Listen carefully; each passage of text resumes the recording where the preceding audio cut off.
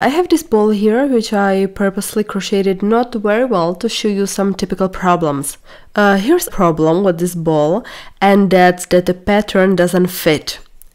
You see, there's a shift here. This fits, this doesn't fit. It's because I crocheted a ball in a classic spiral. In fact, most of the tutorials you can find are for this technique. To get a pattern right on the ball, you need to use a magic ring at the beginning of the crochet and then do a turning chain at the end of each row. This way you are not crocheting in a spiral, but ending each row in a circle. I made a separate tutorial about this. You can see the link to it up here.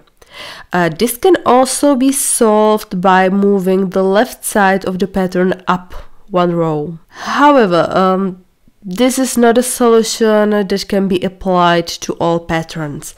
It wouldn't work for patterns that have a continuation across their entire height. Here we only have beige beads around, so we could move the pattern. We can move this ornament.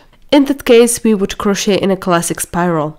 When you find a pattern online or perhaps buy one on Etsy, it's always a good idea to check that the left and right sides of the pattern match. If they do, you need to use a magic ring and a turning chain so that the pattern will match in reality. If the pattern is displaced and seems wrong, you can crochet it without the turning chain and it will actually match. I know, it sounds strange, but it's true. As you can see, here in this pattern the lines follow each other, the pattern follows. But when I crocheted it with regular single crochet, the pattern doesn't really match.